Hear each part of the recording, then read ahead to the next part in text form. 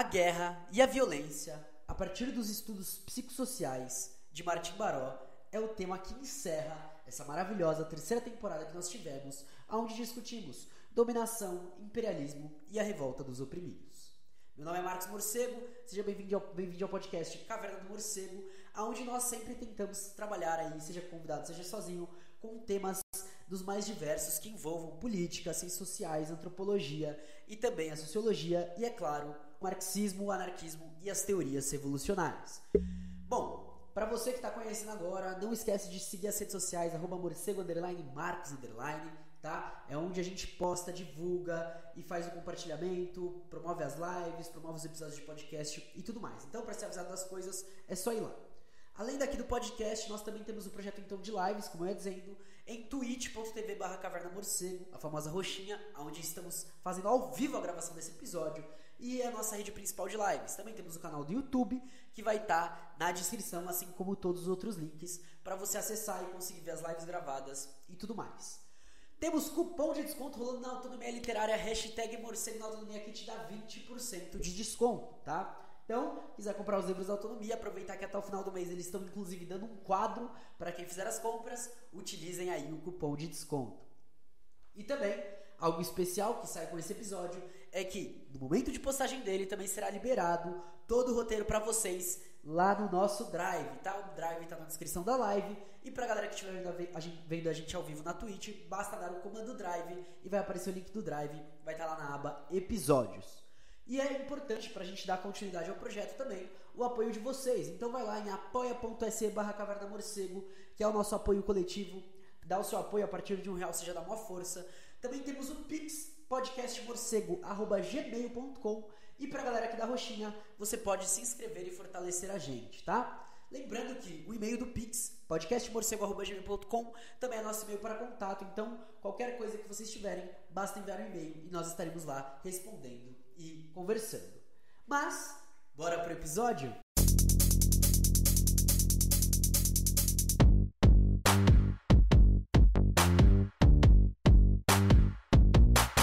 Portanto, entrando nessa última parte do livro, que o capítulo não, né? O corte temático já é dado, nós falaremos sobre guerra e violência a partir dos estudos do nosso pensador salvadorenho, Martim Baró.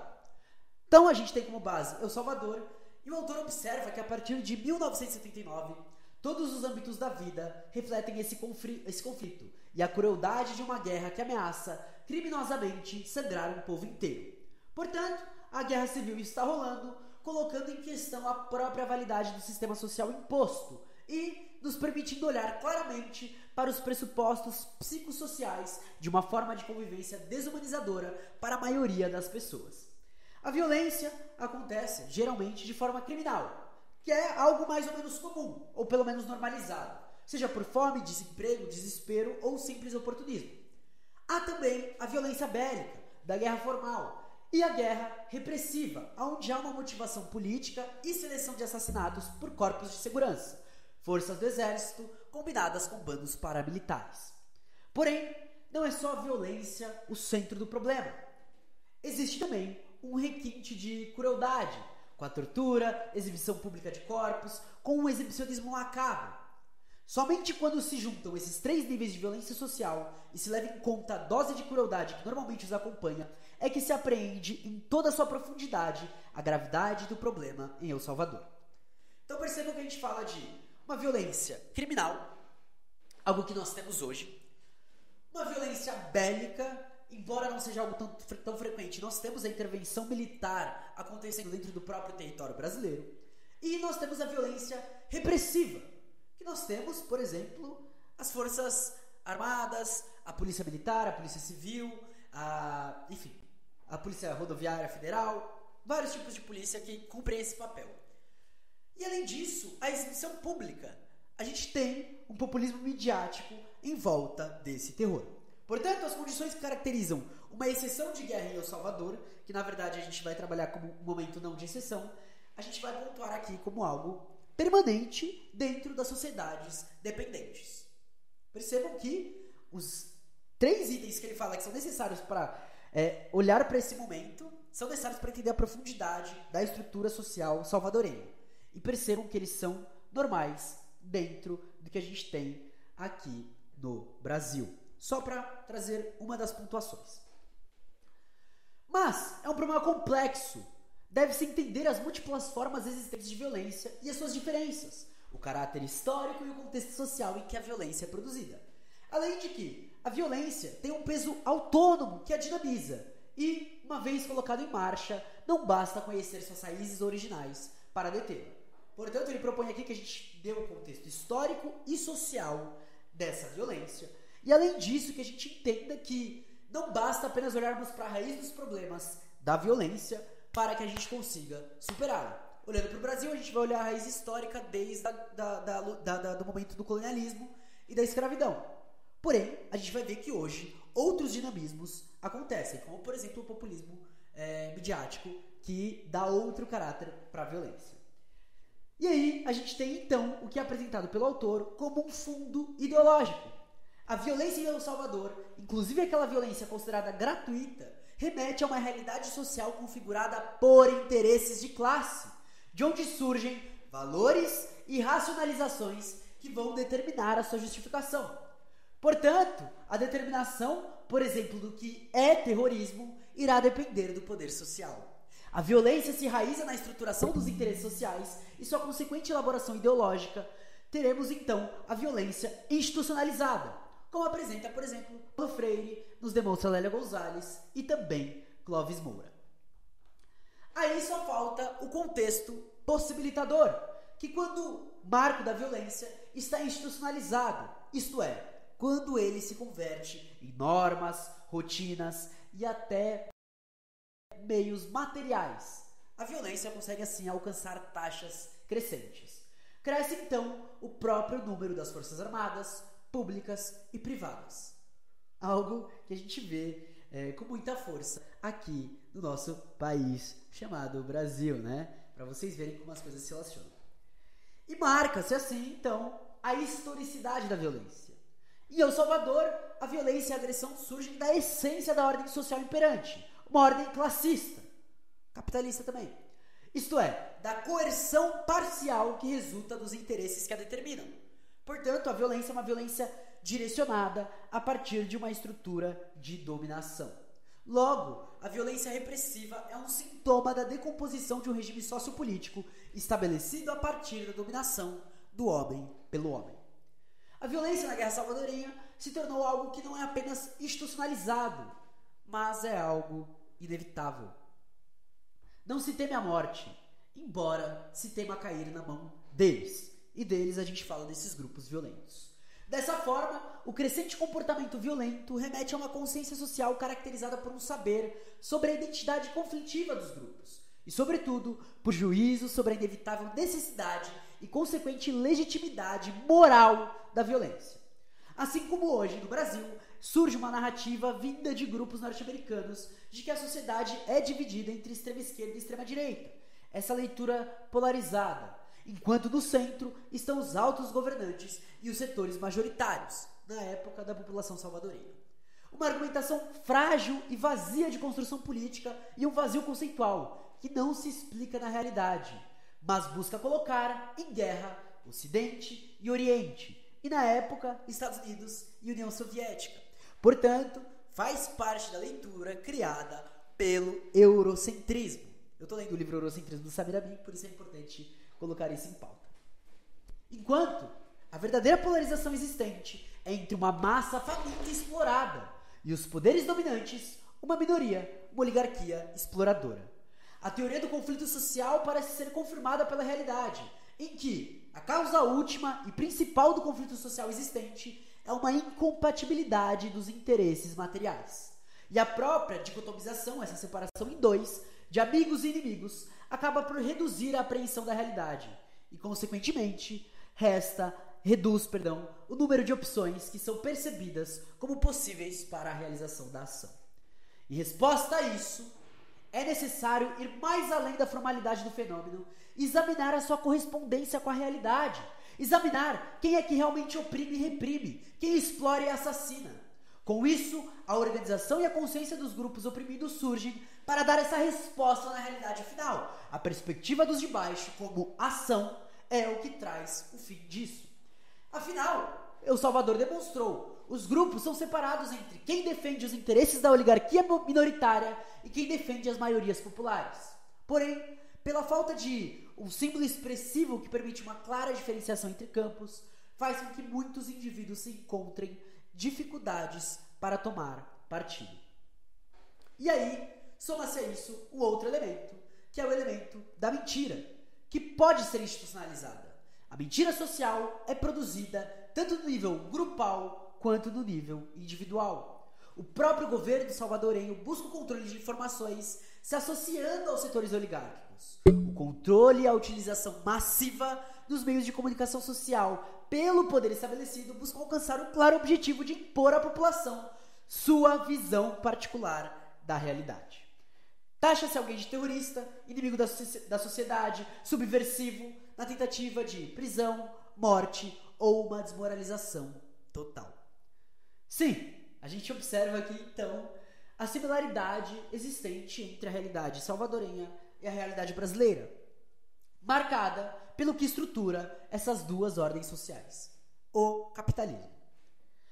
Envolve a necessidade estrutural do regime de realizar ações condenáveis e ocultar a sua responsabilidade, atribuindo-as aos inimigos da pátria e aos maus salvadorenhos. Ao fundo, trata-se de um procedimento consequente com a famosa doutrina de segurança nacional, aquela norte-americana que trabalhamos com o Vijay Prashad aqui, segundo a qual a bondade ou maldade dos fatos é definida unicamente pela conveniência do sistema estabelecido. Desse modo, a necessidade da ação repressiva, por mais injusta que seja, arrasta a necessidade de difamar a vítima. Quando essa situação limite se apresenta, é um verdadeiro desafio para qualquer cientista social. Mas o conflito consegue explicitar a essencial incapacidade do sistema sociopolítico imperante de propiciar a vida humana sem exploração e injustiça. Portanto, cada vez que a gente encontra momentos como esse, a gente percebe que o nosso sistema sociopolítico precisa de exploração e injustiça. Por isso, como psicólogo social, a tarefa de Martim Baró e dos demais é de contribuir para o esclarecimento da consciência coletiva e ajudar na configuração de um novo senso comum. Uma leitura bem gramsciana da coisa, tá? Portanto, ao psicólogo social cabe ajudar a desmantelar o discurso ideológico que oculta e justifica a violência. Trata-se de desmascarar os interesses de classe que estabelecem a desigualdade social e as atitudes discriminatórias e de explicitar os mecanismos e as racionalizações pelas quais a opressão e a repressão se legitimam e também perpetuam. O enfrentamento deve também criar uma nova ordem social, apresentar uma luta criadora, uma nova consciência, um novo senso comum que nasce no calor dessa luta popular, com o fim que seja a base de uma convivência mais equitativa e humanizante. Em El Salvador e outros países da América Latina, o povo busca construir, como senhor de sua própria história, uma sociedade fundada na justiça e na solidariedade. Essa busca constitui, ao mesmo tempo que um convite, um desafio. Para nós, cabe decidir-se como pessoas. Aceitamos o convite. E se, como cientistas sociais, estudantes de humanidades, pesquisadores, se somos capazes de responder a esse desafio.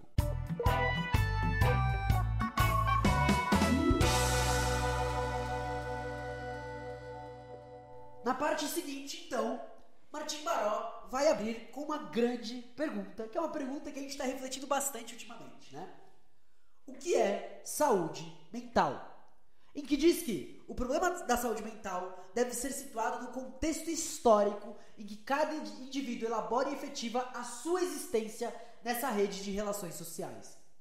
Com isso, o autor buscará alterar a dinâmica para entender a saúde mental a partir da, abre aspas, materialização na pessoa ou no grupo do caráter humanizador ou alienante de uma estrutura de relações históricas.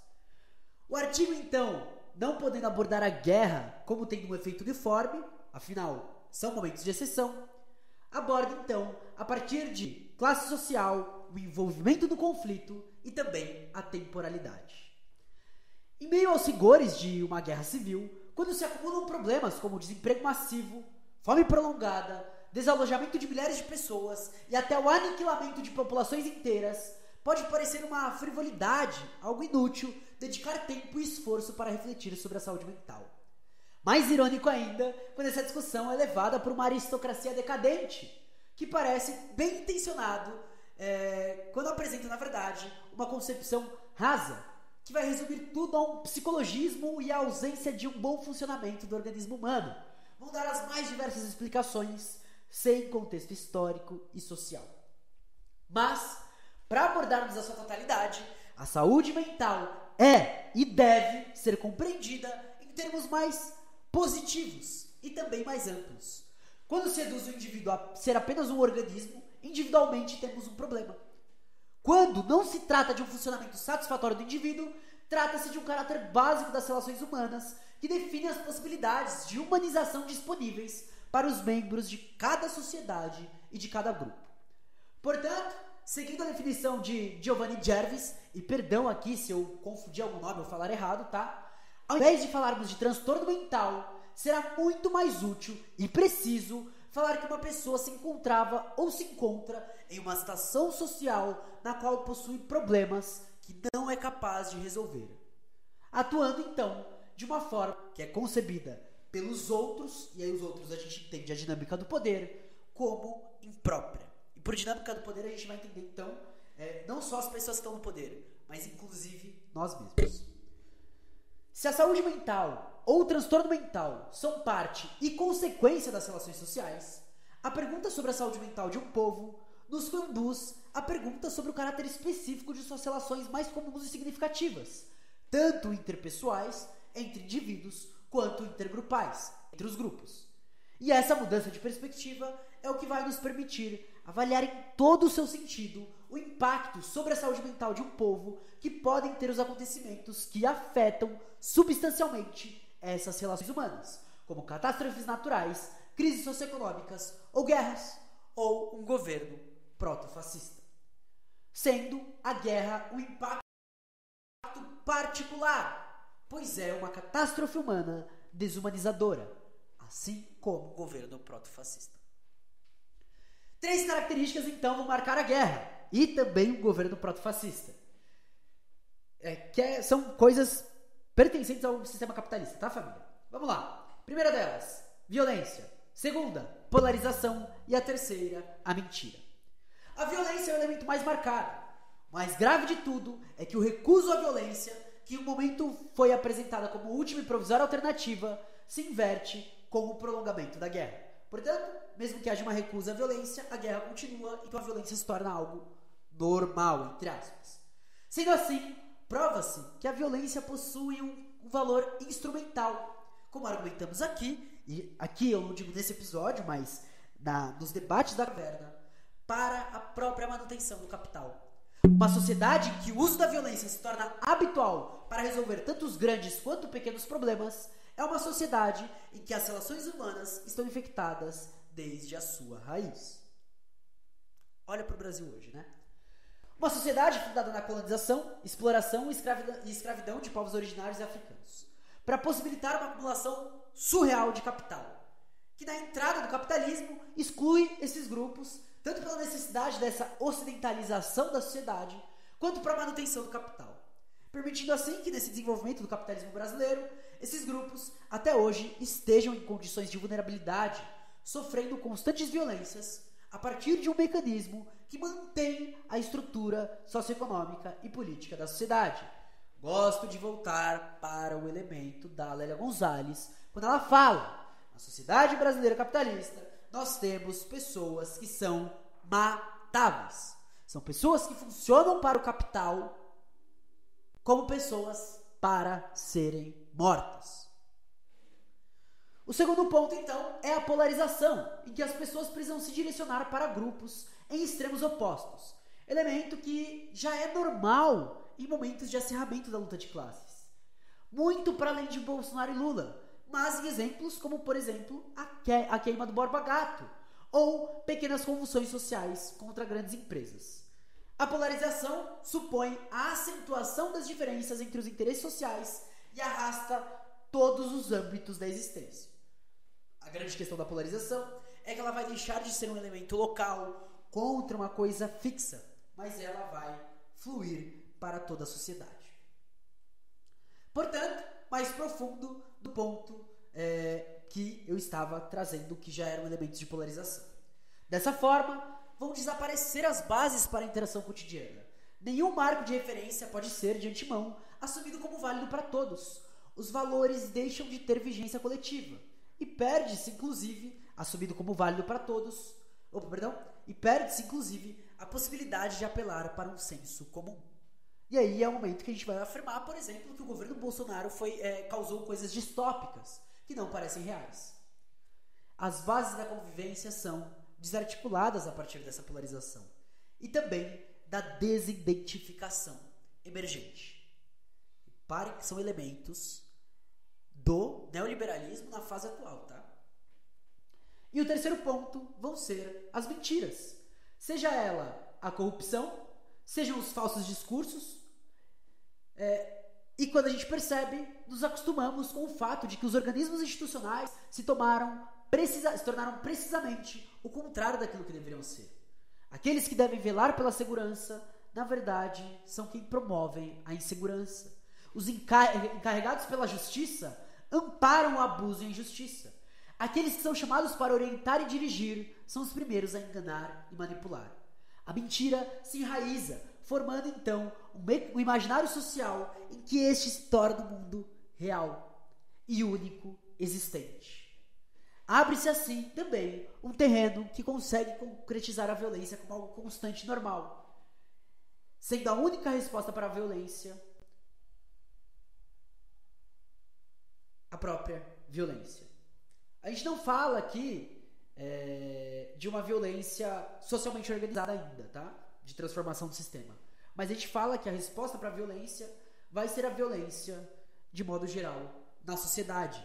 Ela se enraiza da sociedade como um elemento padrão das relações sociais. E esse é o grande ponto. Essa violência é aquela que inibe o amor, bloqueado pela mentira pessoal e social, pelos esquemas simplistas que dividem o mundo em branco e preto. Na Guerra Civil, que estava rolando lá em El Salvador, a classe social determinava como esses setores seriam afetados. Já que, reparem no que Martim Baró fala, aqueles que, dia após dia, morrem na frente de batalha, pertencem, em sua maioria, aos setores mais humildes da sociedade. São também os setores mais pobres, sobretudo os camponeses, os que mais sofrem o impacto direto do conflito bélico, que destrói suas habitações e arrasa seus plantios. Além dos órgãos de repressão, como os esquadrões da morte, que inclusive são, por exemplo, quem matam Martim Baró, que escreveu tudo isso pra gente. E ainda por cima haverá o dia a dia, com alto custo de vida, com desemprego, com a falta de saneamento básico. Parece que é mais um dia normal na sociedade capitalista, né? Sabemos que não são poucos os salvadorenhos que foram levados pelo cataclismo da guerra a enfrentar o sentido da sua própria existência e assim mudar o seu horizonte vital. É indubitável, é inquestionável também que para muitos camponeses e marginalizados pelo sistema social, esta crise conseguiu oferecer a oportunidade de romper as amarras de sua alienação submissa, de seu fatalismo e sua dependência existencial. Ainda que a libertação da servidão imposta e mantida pela violência tenha exigido o recurso à violência. E aqui, aquele momento que a gente vai abrir um breve colchete e falar: lembrem-se de Fanon em Condenados da Terra. E a gente vai fechar o colchete por enquanto aqui. Dito tudo isso, precisamos buscar então modelos que sejam adequados à particularidade dos nossos enfrentamentos. Para isso é necessário que conheçamos mais de perto nossa realidade, a realidade dolorosa do nosso povo, que é muito mais plural que a gente assume nos modelos usuais de trabalho. Trata-se de voltar o nosso olhar científico, isso é, iluminado teoricamente e realizado de forma sistemática, para essa realidade concreta, que é o homem e a mulher, ele diz salvadorenha, nós falamos aqui, oprimidos, para a trama histórica de suas relações sociais.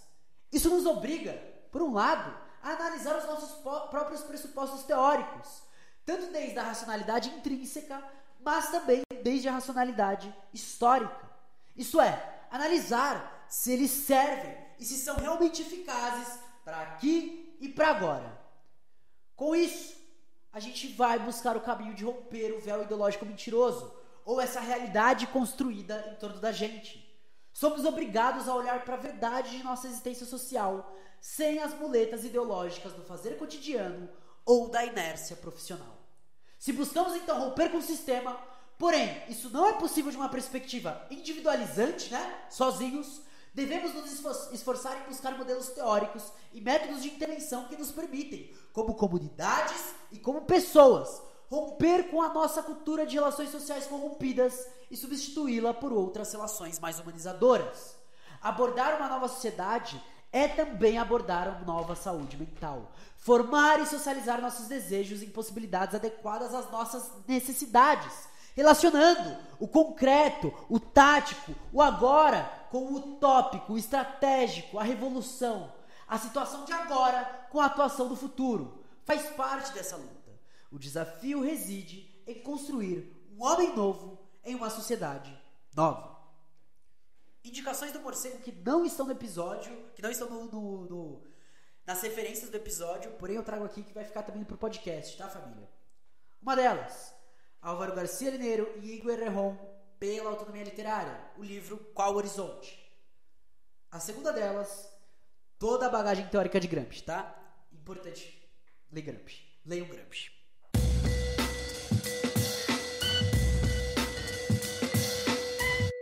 Agora a gente entra num dos textos mais importantes dele. Esse texto foi apresentado em 87, lá em Havana, mas foi publicado apenas em 88. Aqui a gente fala sobre a passagem da guerra suja para a guerra psicológica. Eu citei várias vezes esse elemento quando eu fiz os episódios sobre imperialismo.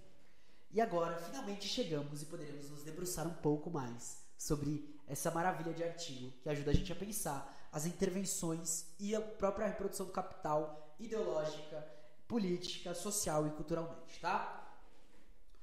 Então, ele abre esse artigo falando sobre guerra e democracia no processo de 84, em que as eleições favorecem as ideias dos Estados Unidos. O comunicado internacional é de que havia, abre aspas, abertura de espaços políticos e uma notória melhoria no respeito aos direitos humanos da população. Fecha aspas. Esse mundo ocidental arrastou o país com o apoio dos Estados Unidos para uma saída ao subdesenvolvimento e que democraticamente conseguia enfrentar o comunismo internacional. Uma imagem falsa. Os rastros deixados pela Guerra Suja com os esquadrões da morte conseguem afetar muitos anos depois a própria população. A Guerra Suja promovida, portanto, traz um lastro de caos. Em 86, os Esquadrões da Morte, posterior à Guerra Civil, matam 122 pessoas. Isso se a gente não contabilizar as outras matanças e violações aos direitos humanos mais fundamentais que foram atribuídas às próprias forças governamentais. As referências estarão lá no Drive, tá, família? O projeto norte-americano tem como meta essencial a eliminação do movimento revolucionário, enquanto a instauração da democracia no país é uma meta apenas secundária ou derivada, se der tempo. Primeiro, instaura-se uma onda de violência, reprimindo a população, aniquilando os lutadores e insurgentes. Dá-se, então, uma aparência democrática que justifique seus atos. Eles eram terroristas, eles eram antinacionalistas e coisas do tipo. Mas isso gera contradições. Assim, as armas do Império se veem obrigadas a mudar. A resposta que se acredita ter conquistado pelo próprio Império foi a guerra psicológica. A tese, então, de Martim Baró, com a qual eu concordo em grande parte, é de que a guerra psicológica, desenvolvida pelas Forças Armadas em El Salvador, é herdeira da Guerra Suja que foi realizada entre os anos 80 e 83. Já que tal modalidade de guerra, paralela, permite alcançar os mesmos objetivos, produzindo consequências psicossociais similares na população. Então, esse é o elemento e por isso que a gente vai trabalhar sobre guerra e violência de uma perspectiva psicossocial. Ele vai observar o que acontece em uma relação de grupo e de indivíduo a partir do momento da exploração e da dominação capitalista. Portanto, busca salvaguardar uma aparência da democracia formal, tão necessária para os Estados Unidos conservarem o apoio da opinião pública. As formas de guerra não são idênticas, porém, a guerra psicológica se torna uma nova fase dessa antiga guerra suja. Então, vamos falar um pouco sobre os objetivos dessas guerras? A guerra suja não se dirige apenas e nem primordialmente àqueles que abertamente insurgem em armas contra o regime estabelecido. A guerra suja está orientada contra todos os setores e indivíduos que são base de apoio, material ou intelectual, real ou potencial desses insurgentes. É muito do que a gente observa, por exemplo, da dinâmica da luta contra os escravos rebeldes aqui do Brasil, da ditadura militar e, é claro, os bolsonaristas. Mas, e quando não há justificativa para a direção de um exército ou da polícia contra toda a população? Aí a tarefa é deslocada para alguns grupos clandestinos, como os famosos esquadrões da morte, como garimpeiros, milicianos, enfim. Exemplos não faltam, né? Aqui no Brasil, a gente teve a construção histórica das forças de segurança do país contra os grupos marginalizados ou subalternizados. Com isso, beneficia o próprio capital, mas também barra as insurgências. Porém, o que a gente vê historicamente contra os povos indígenas, camponeses, quilombolas, militantes, como foi o caso, por exemplo, da Marielle Franco, a gente tem setores ilegais ou clandestinos que são os responsáveis por essa eliminação, deixando limpo, então, a imagem das forças de poder do Estado. A guerra suja lá em El Salvador, então, atinge 3 objetivos: desarticular as organizações populares de massa, eliminar figuras importantes da oposição, debilitar as bases de apoio do movimento revolucionário. Basicamente, esses são os 3 pontos centrais pautados. Muito macabro, porém, cumpre sua missão. Com isso, vários países chamados democráticos se afastam e a maior parte do apoio vai seguir, dessa guerra que acontecia, sendo por Pinochet ou por Stroessner. Lembrando que na época o governo norte-americano era o Reagan. Então, ele ainda coloca que os governos aqui do Brasil, por exemplo, da América Latina, a maioria deles irá se afastar dessa ideia, exceto Pinochet, o país que foi uma das experiências do neoliberalismo, e o Stroessner. Com esse afastamento, os Estados Unidos precisavam iniciar um processo de legitimação dessa guerra. E nada mais é sedutor desse mundo ocidental na sociedade capitalista atual do que a democracia formal. Assim, é proposto um processo de democratização que avançaria em conjunto com um processo de pacificação. E a gente sabe o que pacificação quer dizer, Com isso, as conquistas militares se transformariam em vitórias políticas e o fazer político seria a vitória popular. Por esse motivo, até a pessoa em El Salvador que daria prosseguimento ao governo teria que ser bem escolhida. E os Estados Unidos escolhem sua pessoa, que é Napoleão Duarte.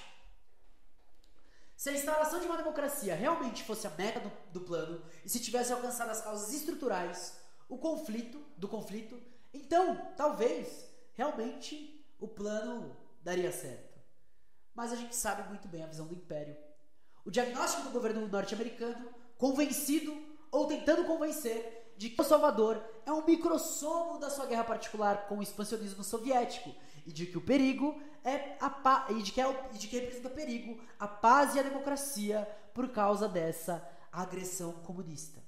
Quando, na verdade, sabemos que é uma arma norte-americana para que se ignore, para que se tire da dimensão de uma discussão sobre o capitalismo e sobre o imperialismo como causadores de miséria opressiva e de injustiça estrutural.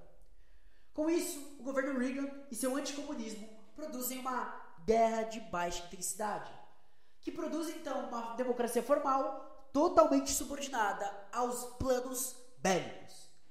Isto é, que serve apenas de cobertura política à manutenção da guerra militar contra os movimentos revolucionários.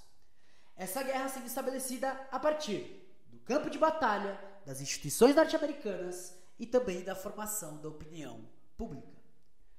Sem poder eliminar diretamente as bases de apoio aos insurgentes, surge assim a necessidade dessa guerra psicológica, ou seja, de programas que buscam anular os inimigos, não tanto pela eliminação física, mas também por meio da conquista psíquica, invadir mentes e corações. Opa! Chegamos em outro grande nome do capitalismo mundial.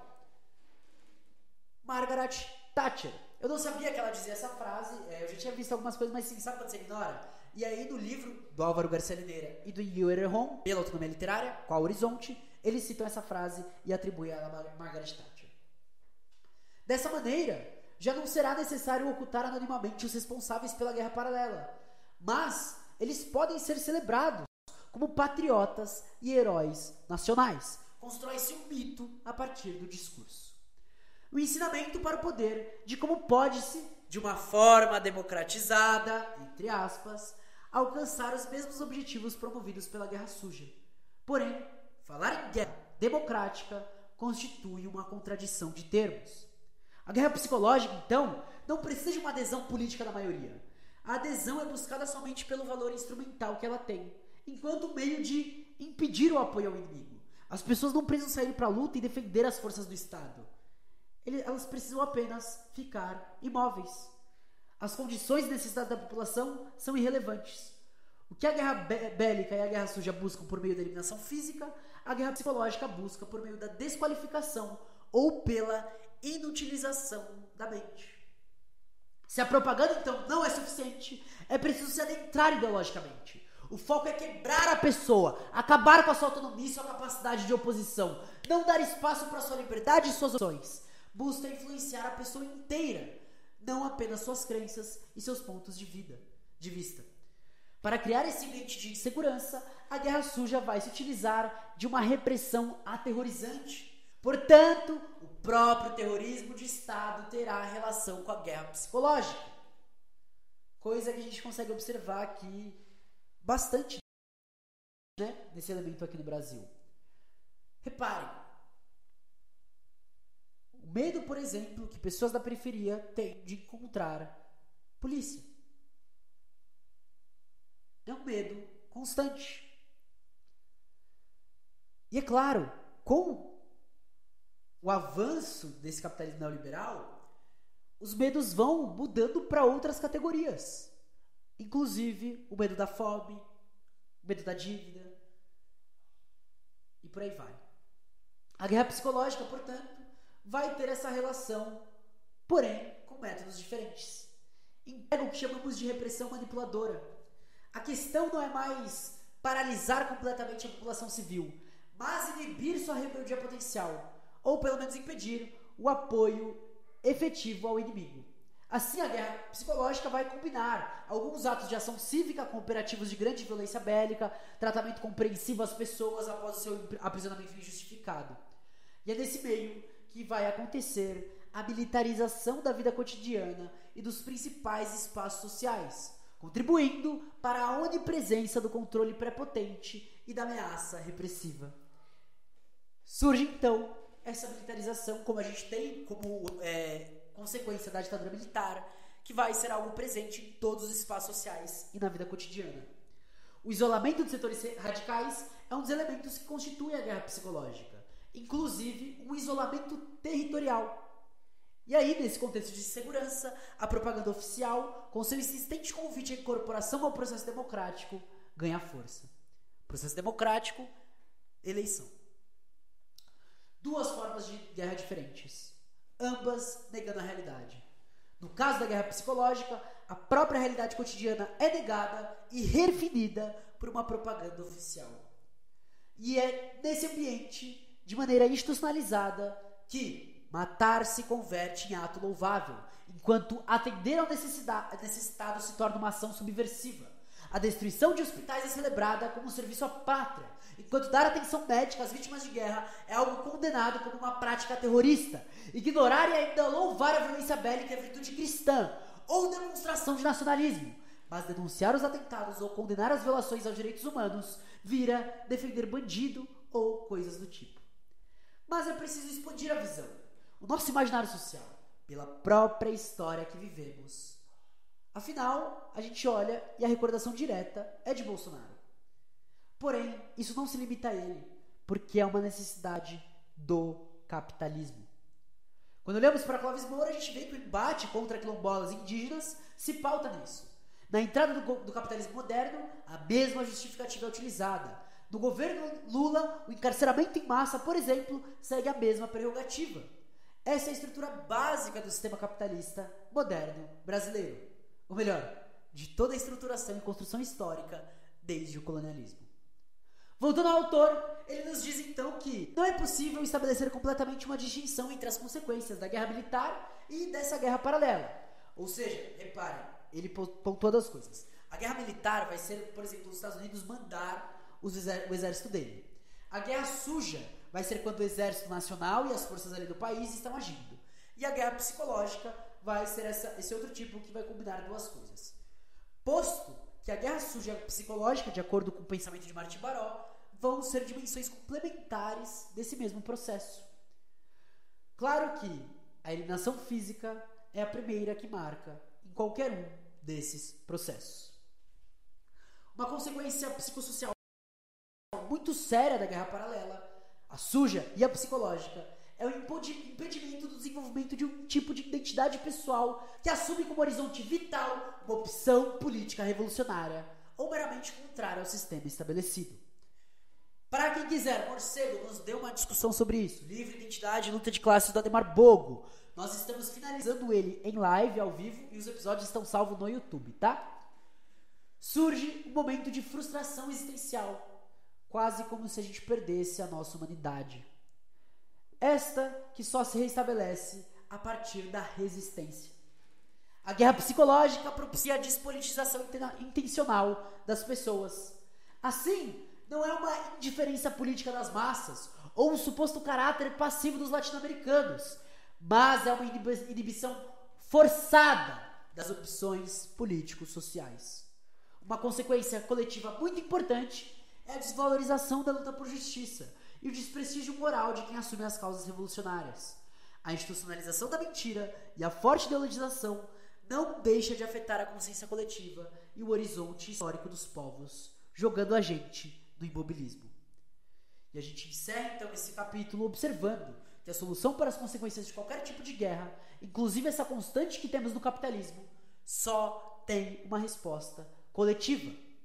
Nas palavras de Martim Baró, um dado socialmente causado só pode ser socialmente reparado. Hora de nos aprofundarmos um pouco no tema da violência. A gente vai ter a América Latina como exemplo, óbvio, que vai ser pauta da terceira temporada que está sendo feita agora. E a gente entra em 3 tipos de conflito que estão ocorrendo naquele momento. Entre o leste socialista e o ocidente capitalista, entre o norte global rico e o sul explorado, e um conflito estrutural interno entre os interesses elitistas das minorias sociais e exploradoras e as necessidades básicas das maiorias oprimidas. Com esses 3 tipos, temos apenas um tipo de violência social e a de natureza político-militar. Tendo em mente que a violência sociopolítica originária não vem daqueles que buscam mudar ordens sociais injustas, mas sim daqueles que querem garantir os seus privilégios prepotentes e se opõem a qualquer transformação significativa, sem importar a forma pela qual se busca. Para que se reestabeleça o poder, o que pode ser chamado, o que pode ser chamado de reconciliação social, não é conciliação, é reconciliação social no sentido coletivo da coisa. Ou seja, o fim da violência, não temos apenas um problema político, mas temos também um problema psicológico e cultural. Para a resolução, não basta apenas que esses grupos parem de se agredir, se as estruturas são mantidas. Essas estruturas sociais de exploração e dominação, os mesmos valores de competitividade e poder. É impossível a solução por essas vias. Por isso que a gente vai falar aqui. Se a gente tem a estruturação de um fascismo brasileiro, ele só pode ser resolvido com o antifascismo. Portanto, com uma teoria política anticapitalista. Para então entendermos a violência, para então combatermos, melhor do que entender, a gente precisa dar nome para ela. E aqui entramos numa parte interessante, muito foco que eu peço agora de quem estiver ouvindo. A violência não deve ser adjetivada, mas substantivada, dar nomes, com o fim de discernir a sua natureza, o seu alcance e as suas raízes. A tentativa de simplesmente qualificar qualquer ato de violência como violência, venha de onde venha, faz parte da construção do véu ideológico. E é isso que permite que o repúdio sempre seja contra os que se opõem à ordem social. E é por isso que quando a gente faz a crítica à sua democracia, de como ela trata a violência dos de baixo, a gente olha e fala, galera, não é bem assim. A gente está participando de um processo de subjetivação dessa violência, onde a gente consegue distingui-las. Por exemplo, Florestan Fernandes, spoiler do que vai rolar no Tese 11, chama de contra-violência com um direcionamento político concreto. Algo nesse sentido.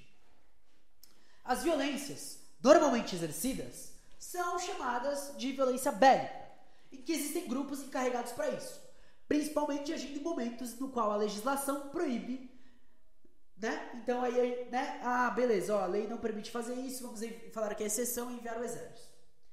A violência repressiva, já que o alvo é a população e delinquencial, vão se dar à margem das leis, ok, está aqui no que a lei permite. Trata-se o adversário como um terrorista, com a busca de criar um consenso de que, por este motivo, tudo bem a violência. E aí vão surgir os amortizadores psicológicos, como a desvalorização ou até mesmo a animalização da vítima. Fanon. E é aqui que a gente vai começar a entender a ideologização da própria violência. Mas todo ato de violência é invariavelmente acompanhado por uma justificativa. Se toda forma de violência demanda uma justificação, isso é porque a violência não existe em si mesma. A bondade ou a maldade da formalidade violenta provém de um substantivo criado pelo próprio ato. Isto é, que um ato tido como violento significa socialmente e produz historicamente. Aqui é onde a gente consegue entender com toda clareza esse caráter ideológico. Com isso, dois elementos vão entrar em campo. Primeiro, que a violência expressa ou canaliza forças e interesses sociais concretos nos marcos de um conflito estrutural de classes. E o segundo ponto, que a violência oculta as forças e os interesses que a determinam. Portanto, o ato é o mesmo. O que muda é o seu significado social. Esse significado provém fundamentalmente da sua vinculação com interesses sociais determinados. Como exemplo da guerra promovida contra o povo salvadorenho, a violência sempre partia dos grupos que lutavam pela emancipação. A criminalização e a ideologização em cima dessa violência não era uma defesa dos direitos humanos, mas era um instrumento de combate. Portanto, quem queria se emancipar, quem lutava pela libertação, era taxado de violento. Quem matava essas pessoas era herói nacional. Um instrumento de combate. Em 1970, cria-se uma justificativa pelo lado do imperialismo para que tais atos sejam realizados. É o que chamamos de segurança nacional e que depois se torna a doutrina dos conflitos de baixa intensidade. Ambas coincidem em assumir que a sociedade capitalista enfrenta um conflito de poder entre os interesses sociais das classes dominantes e os interesses das classes dominadas, e que todos os âmbitos da existência estão submetidos a esse conflito estrutural. Isso também mostra que a nossa luta, a luta contra-insurgente, deve ser uma luta total, que incorpora todos os setores e todos os aspectos da vida social. A diferença entre as doutrinas é que a de hoje, conflitos de baixa intensidade, consegue implementar a guerra psicológica. Não só se aceita a violência, como se enxerga algo de bom nela. Busca o que poderíamos chamar de militarização da mente humana. Dificilmente se pode compreender essa violência atual sem aprender em que medida os setores dominantes estão com as suas mentes militarizadas e aceitam como boa qualquer forma de violência que permita conservar o poder e o deleite dos seus privilégios. No nosso caso, a violência busca responder aos interesses sociais das classes dominantes e a definição da violência como algo negativo, dependendo de quem executa o ato e de quem se beneficia com esse ato. No caso daqueles que buscam mudar a ordem social, a questão é que essa ordem não oferece alternativas mais eficazes que a violência para alcançar seus propósitos. Portanto, a própria ordem social capitalista impõe que a solução dela seja a violência. Brutal, né, família? Brutal. Já observado o enraizamento estrutural e a necessidade do capital pela violência, a gente pensa, assim como a gente busca trazer em todo episódio, há uma saída? No primeiro momento, existe a impunidade sob a proteção da lei. Portanto, ao menos, a tomada de consciência sobre a corresponsabilidade coletiva e uma profunda revisão do sistema de justiça se tornam necessárias. O papel colocado para o momento, a partir do autor, é esse de remediar os problemas, abrir o espaço para o entendimento da estruturação da sociedade, para o pensamento crítico e a criação de um terreno para facilitar o novo ordenamento das relações sociais.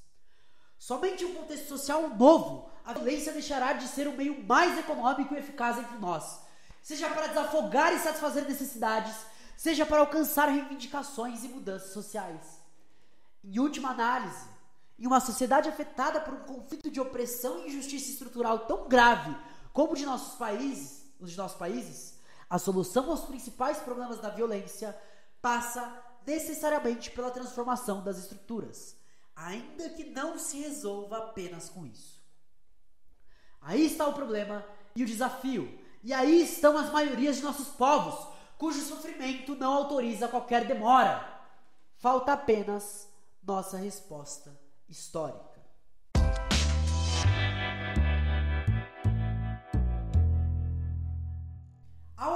Se abordarmos um contexto de violência e de guerra no capitalismo, algumas coisas ficam permanentes. Por exemplo, os 3 pontos citados por Martin Baró: polarização, mentira e violência, permanecem, mesmo que seja algo pautado de forma diferente a depender da composição governamental, né? Via de regra, estão presentes. Na verdade, esses momentos deixaram de ser parte de exceção e se tornaram algo comum. Na mistificação histórica, na tentativa de construção de inimigo, na repressão e militarização existente. É urgente empreender uma tarefa psicossocial de despolarização, desideologização e desmilitarização do país. Criam-se 2 imagens, uma real de como as relações sociais e a vida em meio à exploração e dominação, e outra que objetiva determinar que tudo está bem. Seja com Bolsonaro e suas mentiras tenebrosas, seja na social-democracia e na defesa do menos pior como algo extraordinariamente bom. O caráter democrático de um governo não depende, ou não apenas, da forma como ele é eleito, mas das forças que cotidianamente determinam a sua atuação. Portanto, a gente vive numa sociedade capitalista, que a maioria dos setores se diferencia por um antagonismo, muitas vezes polarizante, apresentando uma ligação direta com a militarização em nome do poder dominante. Ocasionando assim, não um sintoma apenas de nós contra eles, mas, se associando com as mentiras, o sintoma em que os inimigos do Estado estarão sempre marcados, e uma aceitação e confirmação da realidade social capitalista como a única possível. Esses pontos também são ligados à própria violência. Oferecem um perfeito caráter desumanizador, onde mais uma vez temos grupos sociais inteiros que são matáveis, atrasados, bandidos, terroristas, e com isso, subjetiva e objetivamente, a realidade material nos domina. Enquanto não se produzir uma significativa mudança nas relações sociais tal como existem hoje, o tratamento particular de suas consequências é, quando muito, incompleto. É necessário se esforçar por uma educação que alimentará a razão ao invés da força, contra a ideia da força, a força das ideias, de forma que a convivência será fundada na resolução de problemas pela complementariedade mútua, ao invés da imposição de alternativas pela violência.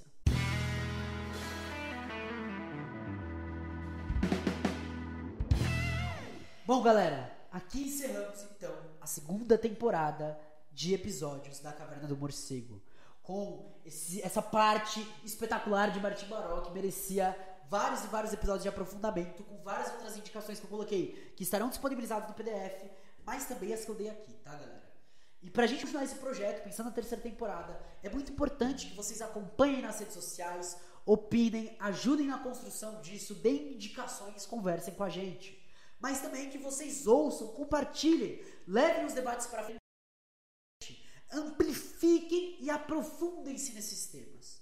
E, se possível, também apoiem o projeto, nosso apoio coletivo, no nosso Pix, ou se inscrevendo aqui na própria Twitch. Valeu, galera do podcast, espero que vocês tenham curtido, manda pra geral, compartilha. Muito obrigado mesmo pela força, pelo apoio e por terem ouvido até aqui. É isso, até mais. Beijo, beijo, beijo!